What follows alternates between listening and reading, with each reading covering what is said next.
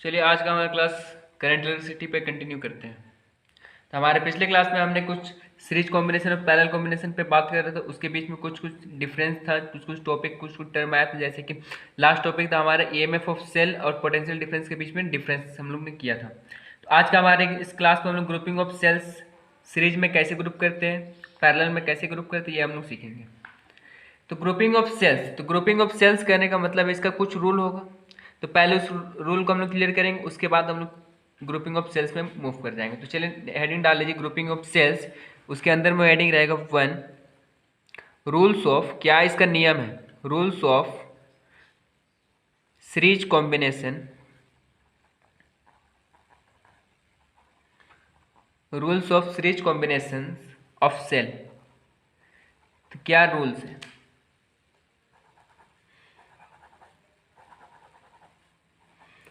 तो rule number first बोलता है जो ईएमएफ, जो हम लोग सीरीज के यहाँ पे सेल का कॉम्बिनेशन करेंगे तो जो हमारा टोटल ईएमएफ होगा, जितना ईएमएफ होगा सेल का, उसको इंडिविजुअली सबको सम कर देंगे तो वो हमारा हो जाएगा पहला रूल। इसमें चलिए लिखने की कोशिश करते हैं ना। पहला रूल क्या होता है? The equivalent EMF of cell, the equivalent EMF of cell in series combination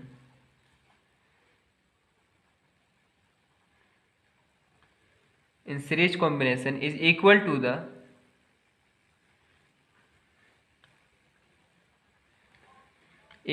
the sum of their individual EMF, individual EMF। It mean जितना EMF होगा सेल का सबको इंडिविजुअली ऐड कर देंगे तो वो हमारा निकल जाएगा। तो इसका मतलब हम लोग क्या समझ में आता है? डैट मीन्स EMF होगा किसका equivalent, equal to E1 plus E2 plus E3 plus dot dot dot plus EN। EN means number of terms. तो ये हमारा इंडिविजुअल सम हो गया। पहला रूल ये हमारा है। इसका नेक्स्ट रूल क्या बोलता है, चलिए उस पर बात कर लेते हैं। द इक्विवेलेंट इंटरनल रेजिस्टेंस, इसमें क्या इक्विवेलेंट का बात किया है, एक और टर्म आएगा भी इंटरनल रेजिस्टेंस का बात करने वाला है। तो क्या बोलेगा? The equivalent, the equivalent internal resistance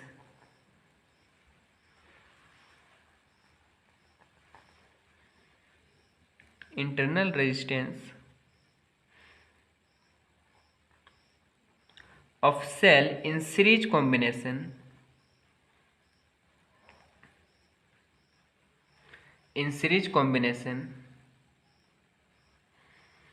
is equal to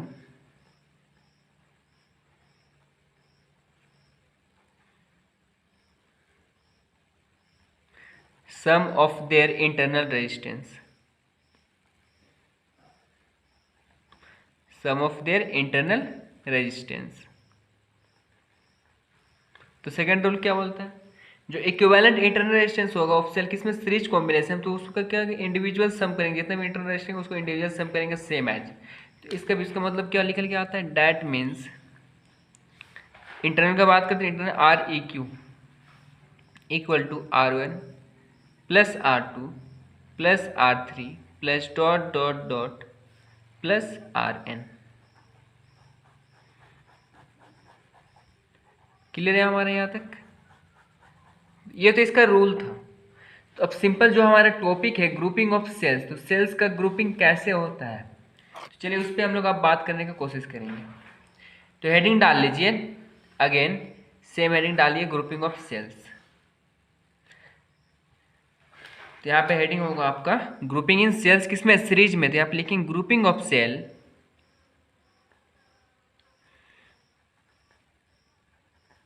किसमें कर रहे हैं हम लोग? सीरीज में, इन सीरीज। तो grouping of cell in series में हम लोग ग्रुपिंग करने वाले हैं अभी। इसका ग्रुपिंग कैसे होता है, इसका फिगर के माध्यम से चलिए समझने की कोशिश करते हैं। तो यहाँ पे हम लोग मान लेते हैं कि ये हमारा, यहाँ पे हम बनाते ऊपर में डेफिनेशन लिख लेंगे। ये एक सेल है, ये एक सेल है, इसका EMF E1 then A2 Y1 Y2। यहाँ तक क्लियर? तो बात करेंगे हम लोग यहाँ से एक लाइन ड्रॉ कनेक्ट करने की कोशिश करते हैं। तो करंट मूव किससे करेगा? Positive to negative, positive to negative current move करेगा। तो यहाँ पे हम लोग इसको पॉइंट देते, ए नाम देते, यहाँ का बी एंड है सी। इसके बीच में जो पोटेंशियल होगा तो पोटेंशियल को भी देना पड़ेगा। तो वी ए बी दे देते इसका पोटेंशियल, यहाँ तक का है। एंड बी सी का पोटेंशियल होगा वी बी सी। तो फिगर आप लोग क्लियर होगा। दो सेल लिए जिसका EMF 1 है एंड Y1 है, A2 and Y2। Current flow कर रहा है पॉजिटिव टू नेगेटिव। इसका जो पोटेंशियल डिफरेंस बात करेंगे तो किसका? ये हमारा फर्स्ट वाला EMF का तो VAB, सेकंड वाला EMF का VBC। यहाँ तक क्लियर है? तो चलिए अब इसको हम लोग थोड़ा सा डिफाइन करें। बस इसी टर्म को हम लोग डिफाइन करने वाले हैं कि इसको हम लोग कैसे कनेक्ट किए। तो यहाँ पे देख रहे होंगे आप लोग कि एक का पॉजिटिव टर्मिनल है और एक नेगेटिव टर्मिनल। तो पॉजिटिव टर्मिनल किस कनेक्ट किस में हो रहा है? नेगेटिव। और यहाँ पे इसको जो एज सोन जैसे हम लोग बढ़ाएंगे तो यहाँ पे क्या होगा? यहाँ पे नेगेटिव होगा, then positive, then negative, then positive. तो एज सोन नेगेटिव पॉजिटिव का कॉम्बिनेशन में मूव करेगा। तो इसका जब हम लोग डेफिनेशन में बात करेंगे तो इसका डेफिनेशन भी सेम एज हो जाएगा। क्या होगा इसका डेफिनेशन? चलिए बात करते हैं। तो व्हेन यहाँ पे सेल्स कितना कनेक्ट कर रहे हैं? हम लोग सिर्फ दो सेल में बात करते हैं, यहाँ पे सिर्फ 2 सेल्स का भी डेफिनेशन लिखेंगे। जब हमारा नेक्स्ट टॉपिक होगा identical number of cells, then हम लोग बात करेंगे एन टर्म्स का। तो यहाँ पे बात कर लेते हैं। When two cells are connected together,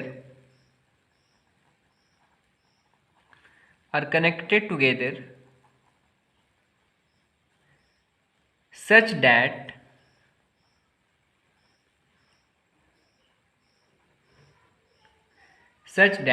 negative terminal of one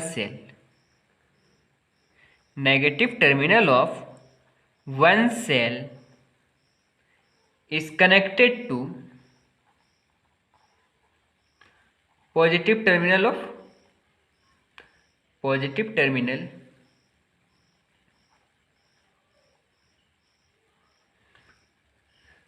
of another cell, then such type of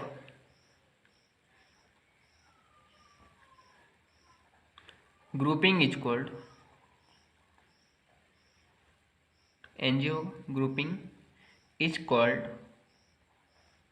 grouping in series।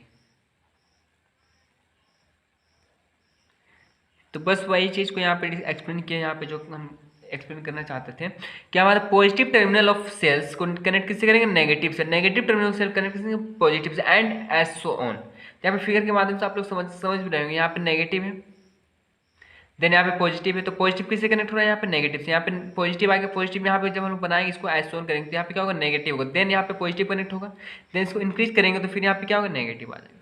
तो वो इसी चीज़ को हम लोग बस एक्सप्लेन किए यहाँ पे। इसका डेफिनेशन ग्रुपिंग इन सीरीज। तो क्या बोला? When two cells are connected together such that negative terminal of पहला सेल का negative terminal connected to positive terminal of second cell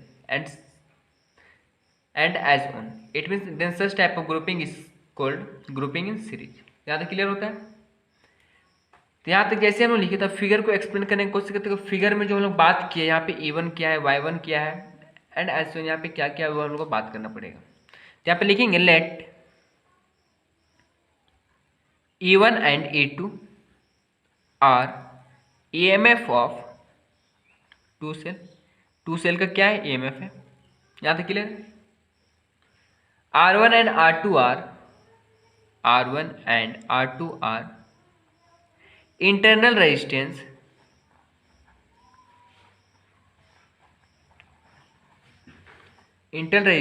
resistance of two cell. तो यहाँ पे हम लोग जो Y1 Y2 लिखे इसको हम लोग इसके कब क्या लिखेंगे? अब R1 R2 लिख सकते हैं, क्योंकि इंटरनल रेजिस्टेंस किसको मारना है? R1 R2। तो यहाँ पे लिखेंगे R1 R2। तो यहाँ तक क्लियर? तो नेक्स्ट लिखने के बाद, इतना लिखने के बाद हम लोग क्या करेंगे? और एक हमारा टर्म है यहाँ पे पोटेंशियल डिफरेंस जो हम लोग बात किए हैं उसको भी तो हम लोग यहाँ पे शो करना पड़ेगा। तो चलिए उसी को हम लोग करने की कोशिश करते हैं। तो VA VB एंड VC क्या? ये पोटेंशियल डिफरेंस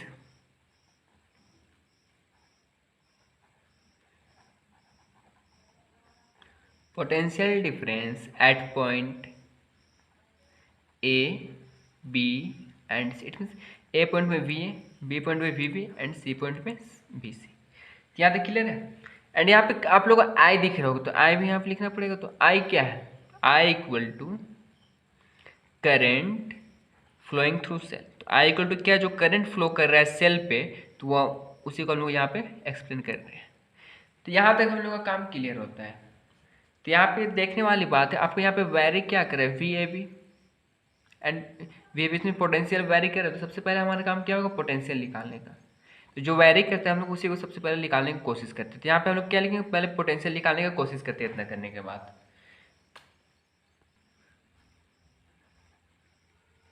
तो नाउ क्या बोले, पोटेंशियल का बात करें तो यहाँ पे लिखेंगे potential difference. Now potential difference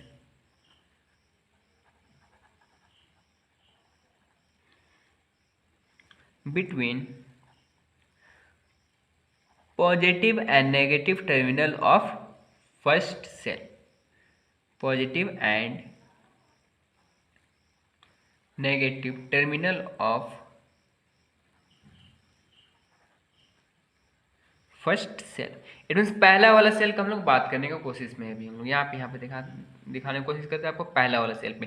पहला सेल ये वाला है, E1 एंड R1। तो क्या चीज़ हो जाएगा यहाँ पे, जब पहला सेल का बात करेंगे हम लोग, तो V A B equal to E1 minus I R1। ये आपको हम रिलेशन आप लोग को पढ़ा चुके हैं EMF कॉलम में।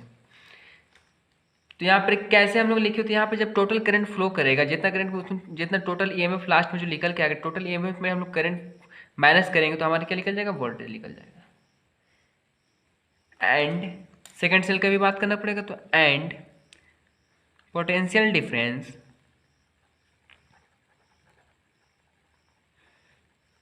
Between positive and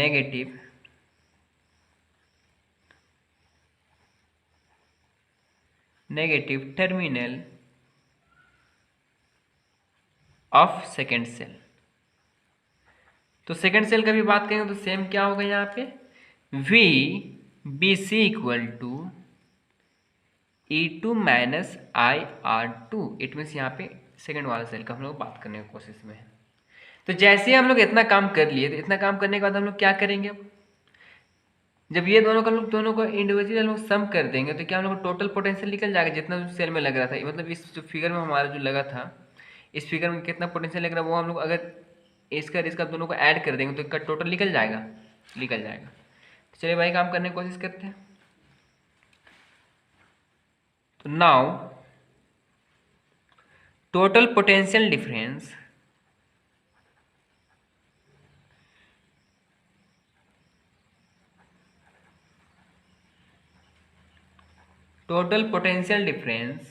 between positive and negative terminal of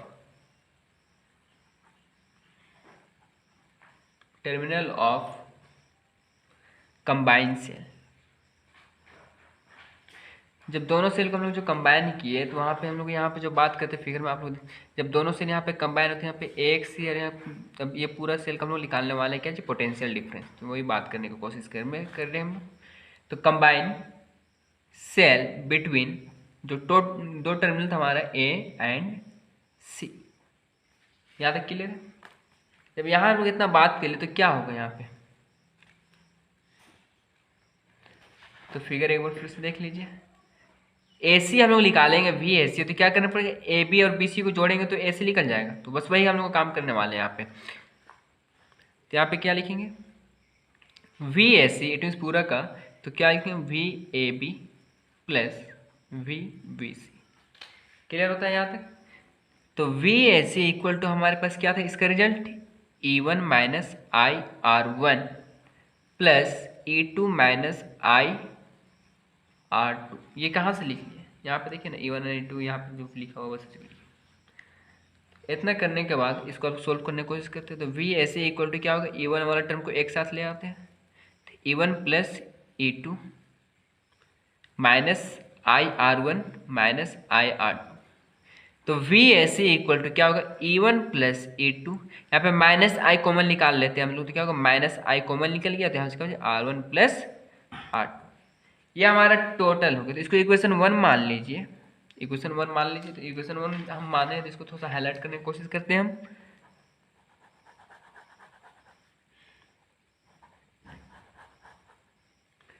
जैसे इसको इक्वेशन 1 माने, अब यहाँ पे हम लोग को कुछ काम करना पड़ेगा। ये तो हमारा निकल गया, हमारा ये हमारा क्या टोटल पोटेंशियल तो निकल गया है। तो जो हम लोग कंबाइन किए थे, हम लोग यहाँ पे अब सीरीज कंबाइन किए थे, जब ये दो सेल को हम कंबाइन किए थे, तो दोनों सेल को जब मिला के हम लोग एक सेल अभी हम लोग कन्वर्ट कर लिया है, क्योंकि दोनों पूरा सेल्स का हम लोग पोटेंशियल निकाल लिए, तो एक सेल में कन्वर्ट कर लिए। तो उसका इंडिविजुअल ईएमएफ और इंडिविजुअल इंटरनल रेजिस्टेंस क्या होगा, इक्विवेलेंट रेजिस्टेंस, तो वो हम लोग फाइंड करने की कोशिश करना पड़ेगा। अब तो यहाँ पे लिखेंगे if the series combination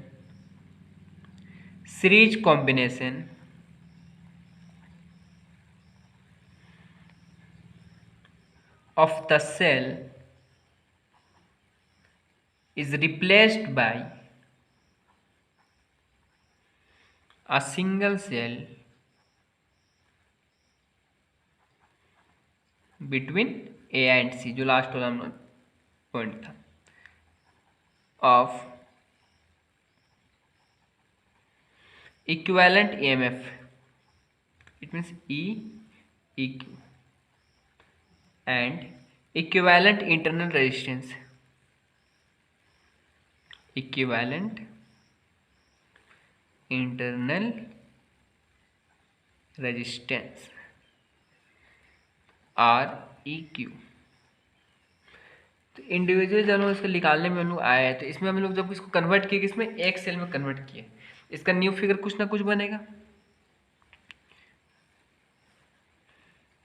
EEQ, ये हमारा क्या है REQ। एक सेल में इसको कन्वर्ट हम लोग कर लिए, point A and point C, clear है। तो ये किसको कन्वर्ट किया, ये वाला सेल को किसमें, एक सेल में कन्वर्ट कर लिए। तो जैसे ही हम लोग इसको एक सेल में कन्वर्ट कर लिए, तो इसका अलग से पोटेंशियल डिफरेंस निकालना पड़ेगा। जैसे इसका पोटेंशियल डिफरेंस निकालने की कोशिश करते हैं हम लोग, तो यहाँ पे लिखना पड़ेगा ना, नाउ पोटेंशियल डिफरेंस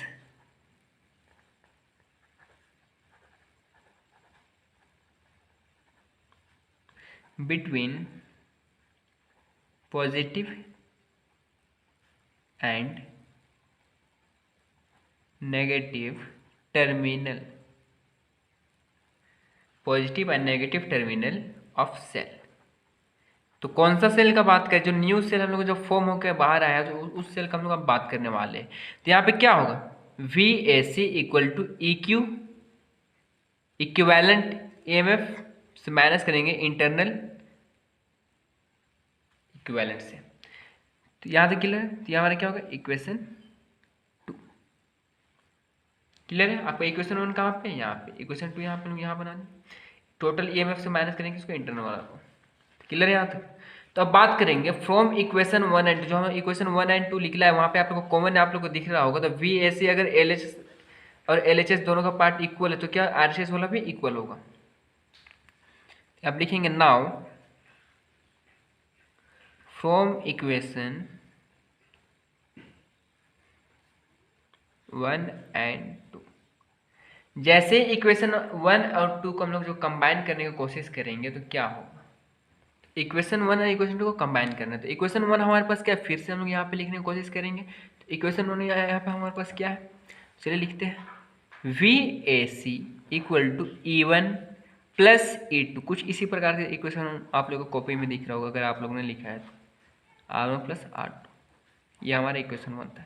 इक्वेशन 2 निकल गया था, मतलब V A C equal to EEQ minus IREQ, equation 2।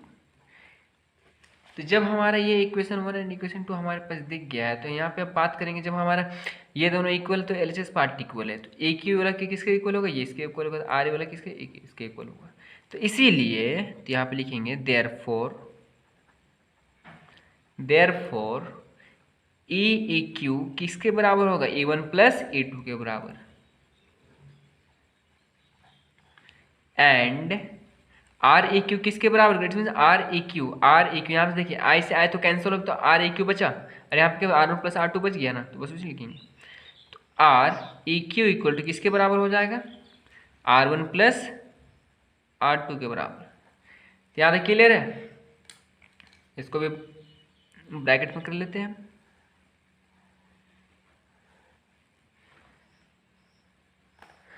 तो ये हमारा निकल गया फाइनल जो हम लोग को निकालना था।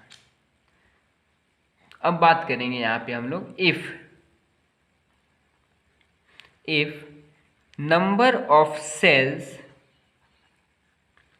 ऑफ ईएमएफ क्या होगा, E1 होगा, E2 होगा, E3 dot dot dot En हो सकता है ये, and internal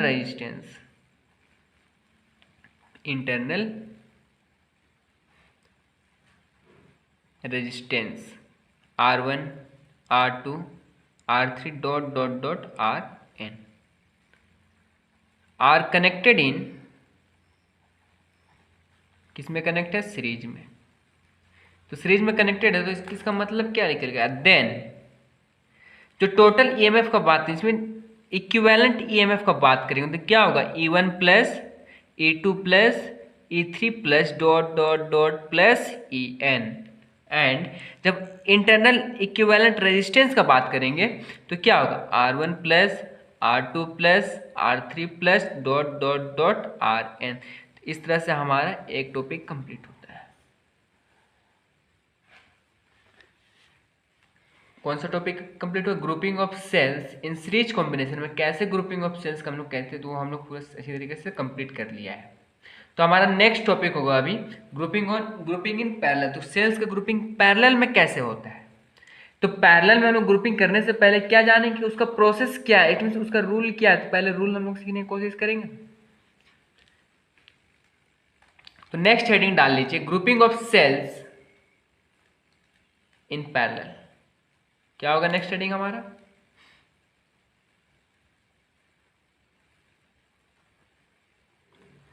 grouping of cells in parallel. तो पैरेलल में कैसे ग्रुपिंग किया जाता है ये हम लोग सीखने की कोशिश करेंगे। तो पैरेलल में करने से पहले इसका रूल क्या है, हम लोग को जब फाइनल जो रिजल्ट आएगा वो क्या आना चाहिए, हम लोग उस पर पहले बात करना पड़ेगा, आइडेंटिकल नंबर ऑफ सेल। तो पहला रूल इसमें बोला गया है, तो रूल में चलिए बात कर लेते हैं क्या रूल है इसका भी। इसका पहला रूल बोलता है the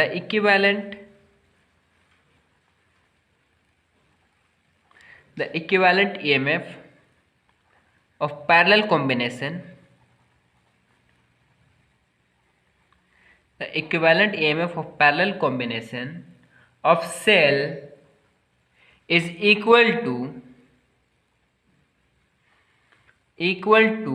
the sum of individual EMF of each cell। इसका कहने का मतलब क्या निकल के आया, जो इक्विवेलेंट ईएमएफ होगा वो क्या होगा, इंडिविजुअल सम होगा सबका, E1 plus E2 plus E3 plus dot dot dot En। Series वाला में भी सेम था, पहला पॉइंट तो सेम हो गया है। अब सेकेंड बात करते हैं तो क्या होगा, the reciprocal of equivalent internal resistance. यहाँ पे चेंज हो गया है,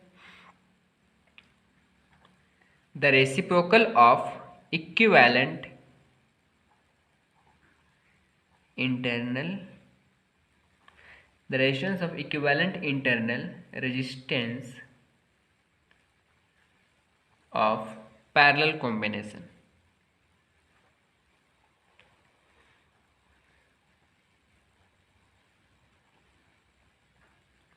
Parallel combination is equal to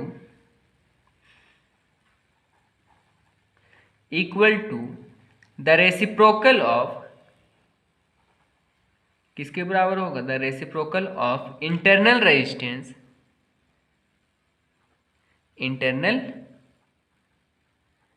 resistance of each cell. तो कहने का मतलब डैट मीन्स क्या बोला, internal resistance equivalent internal reciprocal कि बराबर क्या होगा 1/r1, 1/r2, 1/r3 plus dot dot dot plus 1/rn। तो यहाँ हमारा रूल क्लियर होता है। अब जैसे ही हम लोग ने रूल क्लियर कर लिया है तो इसके बाद हमारा जो टॉपिक हो क्या होगा, grouping of cells in parallel. तो पैरेलल में कैसे इसका ग्रुपिंग किया जाता है, तो हेडिंग डाल लीजिए grouping of cells in parallel. जो यहाँ पे लोग हेडिंग डाले हैं grouping of cells in parallel, तो यहाँ पे कर लीजिएगा। इसके नीचे पे क्या डालिएगा हेडिंग, एक रूल्स ऑफ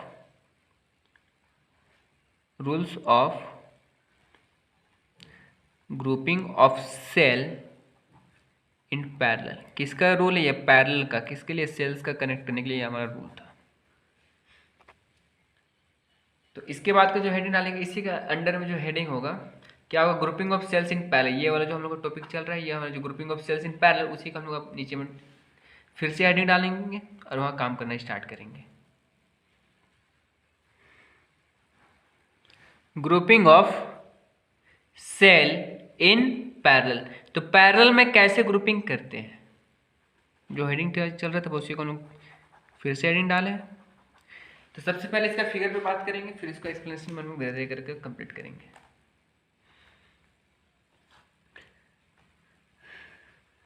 तो पहले इसका डेफिनेशन क्लियर कर लेते, उसके बाद ही इसको लिखने की कोशिश करेंगे। उसका फिगर बाद में बनाते, तो चलिए इसका डेफिनेशन क्या होगा। When two cells are connected together, when two cells are connected together such that positive terminal of each cell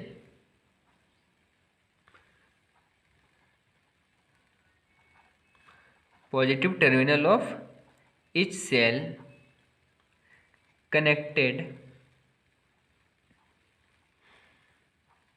to one point and negative terminal of each cell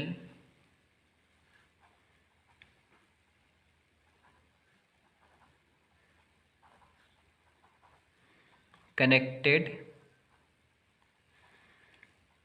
at other point, then this type of grouping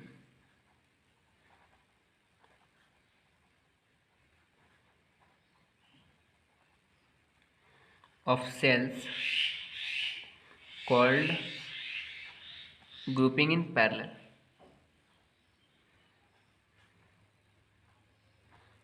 grouping in, clear है। Positive terminal जितने भी cell होगा, positive terminal positive दोनों cell का क्या, positive terminal एक point पर connect हो, नेगेटिव टर्मिनल का एक दोनों काम पर कनेक्ट होगा एक पॉइंट पर। इसमें कहने फिगर क्या बोलता है, जो यहाँ पर हम लिखे हैं तो इसको प्रूफ कर लेते हैं। यहाँ पे फिगर बना के E1 R1, एक सेल यहाँ पे और बनाते हैं E2 R2, यहाँ तक क्लियर है। एक पॉइंट पे बात किया है तो एक पॉइंट पे ले जाने की कोशिश करते हैं। यहाँ पे हमारा एक पॉइंट आ चुका है, तो यहाँ पे भी तो होगा एक पॉइंट, कहीं एक पॉइंट तो यहाँ पे होगा, तो यहाँ पे एक पॉइंट हमारा यहाँ भी आ गया। यहाँ तक क्लियर है। तो करंट कैसे फ्लो करता है, positive to negative.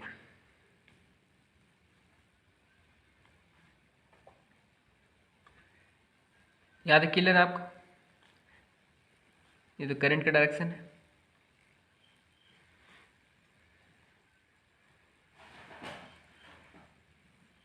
I1 I2, यहाँ पे इस पॉइंट को लोग नाम देने की कोशिश करेंगे, इसको A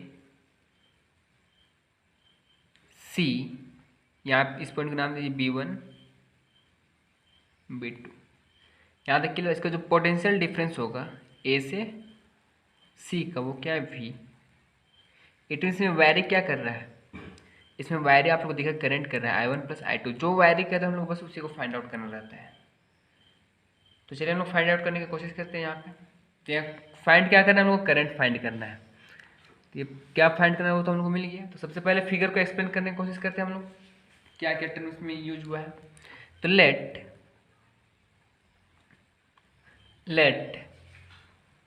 A1 and A2 are EMF of two cell, दो सेल का क्या EMF है। R1 and R2 are internal resistance है किसका, टू सेल्स का, internal resistance of two cell.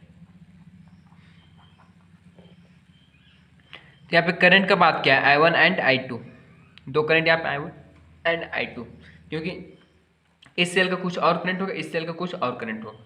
जब दोनों को कंबाइन कर चुके हैं तो क्या होगा यहाँ पे, current flowing through first and second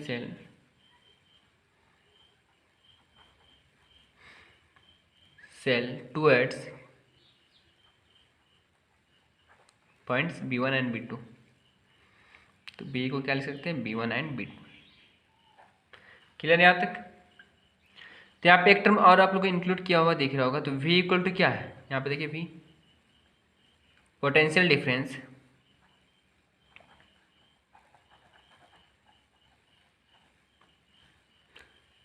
difference between B1 and B2। तो I इक्वल टू क्या होगा, total current flowing through circuit.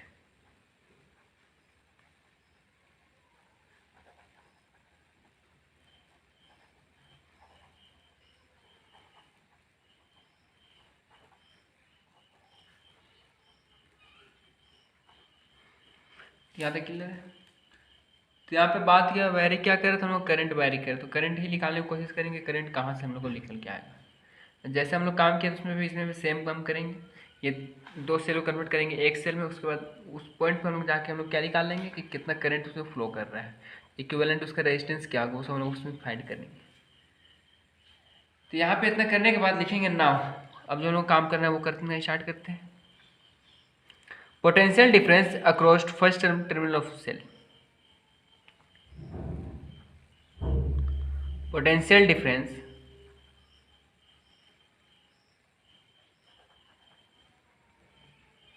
across the terminal of first cell.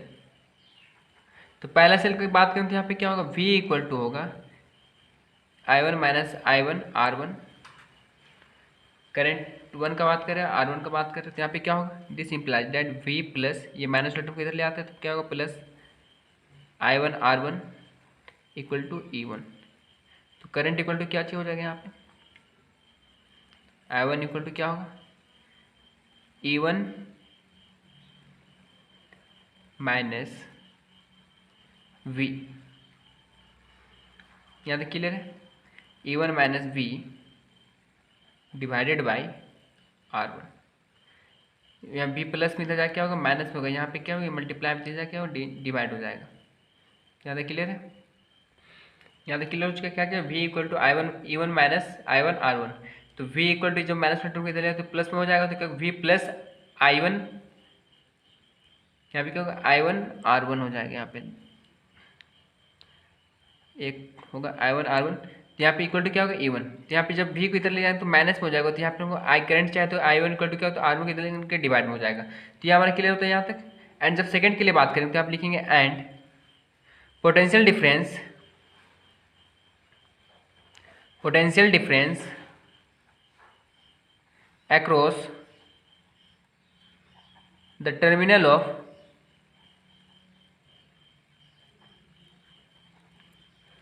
Second cell. तो सेकेंड सेल में क्या होगा इसका टर्मिनल, तो चलिए बात करते हैं क्या होगा इसका।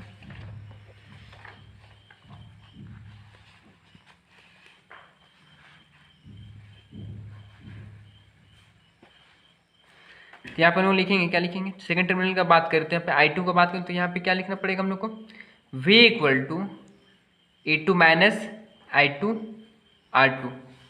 यहाँ तक क्लियर है। तो क्या करेंगे ये वाला टर्म को पहले इधर ले आएंगे, तो V plus I2 R2 equal to E2, this implies that I2 हम लोग को चाहे तो I2 इक्वल टू क्या होगा, E2 माइनस ये प्लस में इधर जाके होगा माइनस भी हो जाएगा, ये मल्टीप्लाई में इधर जाके होगा डिवाइड में हो जाएगा। यहाँ तक क्लियर है। जब ऐसे ही कर लेते I1 भी मिल गया I2 भी मिल गया, तो जब दोनों को जोड़ेंगे तो कितना करंट फ्लो कर रहा है वो हम लोग को मिल जाएगा। यहाँ पे लिखेंगे नाउ टोटल करंट फ्लोइंग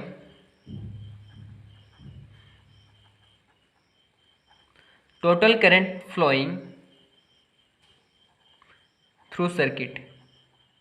तो टोटल सर्किट में कितना करंट फ्लो कर रहा है उस पर हम लोग को बात करना है। तो क्या होगा, I इक्वल टू हम लोग लिख सकते हैं I1 प्लस I2 जो हम लोग निकाले हैं। तो I इक्वल टू बात करेंगे, this implies that I equal to I1, तो I1 का वैल्यू क्या है, E1 minus B divided by R1 plus E2 minus B divided by R2। यहाँ तक क्लियर है।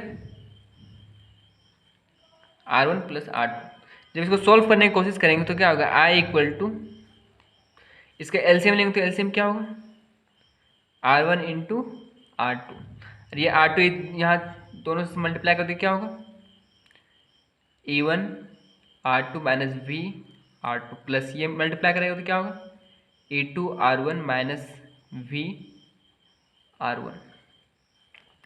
तो this implies that I equal to ये वाला टर्म को एक साथ हम लोग लाने की कोशिश करते हैं, तो क्या होगा, E1 R2 plus E2 R2 minus V R2 minus V R1 divided by R1 into R2। This implies that I equal to क्या चीज हो जाएगा यहाँ पे, E1 R2 plus E2 R2, E1 R2 plus E2 R1। यहाँ पे क्या होगा, R1 हो जाएगा। अब यहाँ पे क्यों R1 होगा, यहाँ पे देखिए R1 वाला टर्म था, यहाँ पे माइनस V कॉमन निकाल के क्या लिख सकते हैं, R1 प्लस R2 लिख सकते हैं इसको, divided by R1 into R2। यहाँ तक क्लियर है। तो जैसे हम लोग इसको यहाँ पे इतना लिख लिए तो इसके बाद इसको क्या करेंगे, this implies that I equal to ये वाला टर्म इधर ले आता है तो क्या होगा, R1 into R2, E1 R2 plus E2 R1 minus V R1 plus R2। यहाँ तक क्लियर है। तो हम लोग ये सिर्फ V वाला टर्म को एक साइड करके ये सारे टर्म को क्या करेंगे, इधर लेकर जाने की कोशिश करेंगे। तो V वाला टर्म माइनस में, तो इसको इधर भेज तो क्या प्लस में जाएगा, ये वाला टर्म क्या प्लस में जाएगा, माइनस में हो जाएगा। This implies that V R1 plus R2 equal to E1 R2 plus E2 R1, यहाँ पे minus I R1 into R2। तो हम लोग क्या V चाहे तो V इक्वल टू क्या होगा, V equal to E1 R2 plus E2 R1 minus I R1 into R2 divided by R1 plus R2। ये वाला टर्म कैसे लिया है, इसको मान लीजिए equation third.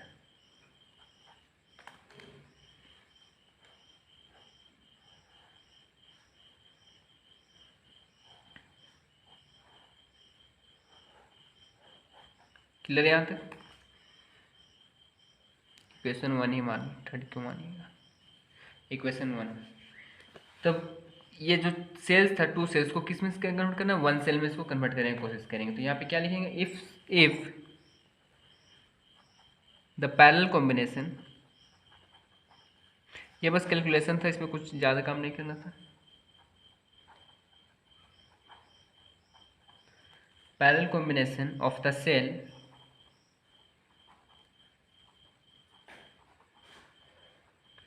is replaced by a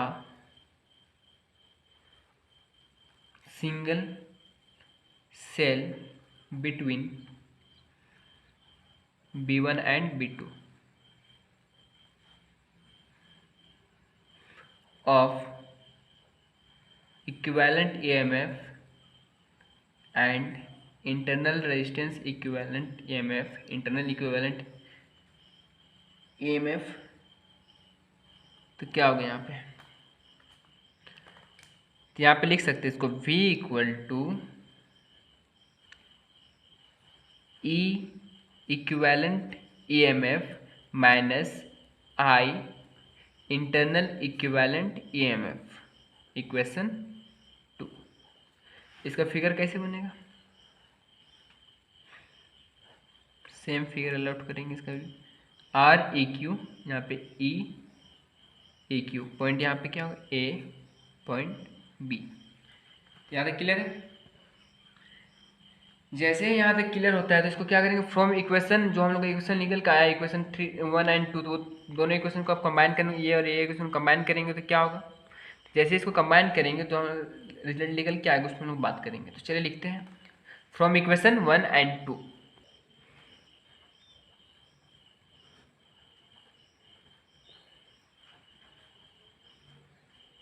from equation 1 and 2, equation 1 क्या था हमारे पास निकल का, आप लोग देखिएगा कॉपी में लिखे होंगे तो V equal to E1 into R2 plus E2 into R1 minus I R1 into R2 divided by R1 plus R2। ये हमारा इक्वेशन 1 निकल के आया था।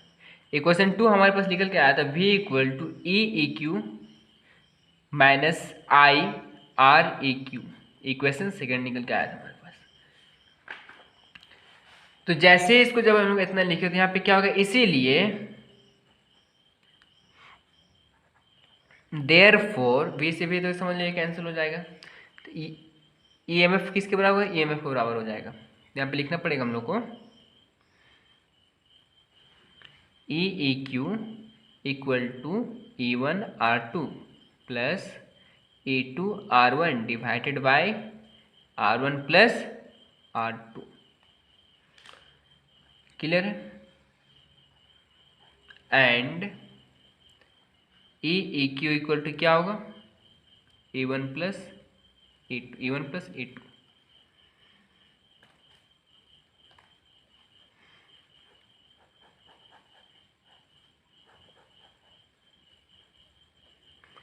E1 प्लस E2, यहाँ पे क्लियर हो गया। अब बात करेंगे यहाँ पे हम लोग एंड REQ इक्वल टू क्या होगा, R1 इंटू R2 होगा। ऐसे आया तो कैंसिल होगा, तो क्या होता है R equal to R1 into R2 divided by ये वाला टर्म हम लोग को बचेगा, divided by R1 plus R2। तो जैसे इसको अब रेशनलाइज करने की कोशिश करेंगे तो इसको रेसिप्रोकल कर देते हैं, तो ये इक्वल टू क्या होगा E2 divided by R1 into R2।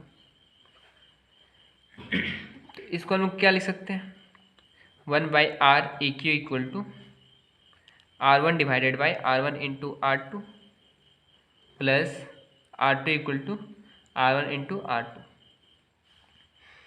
इसको लिख सकते हैं 1 divided by REQ equal to, इसको जब सोल्व करेंगे क्या निकल R ही निकल के आएगा, तो आप लिखेंगे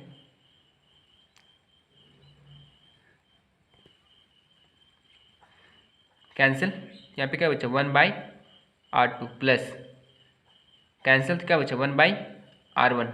क्लियर है यहाँ तक? तो इसको नहीं लिख सकते हैं REQ इक्वल टू 1 वाला टर्म को पहले और 1 बाई R2 को बाद में। तो हमारा निकल के आ गया इंटरनल इक्विवेलेंट रेजिस्टेंस। बस यही फाइंड करना था हम लोग को, इसीलिए कर दीजिए। इस तरह से हमारा जो कॉम्बिनेशन ऑफ सेल्स था सीरीज और पैरेलल में कंप्लीट होता है हमारा टॉपिक।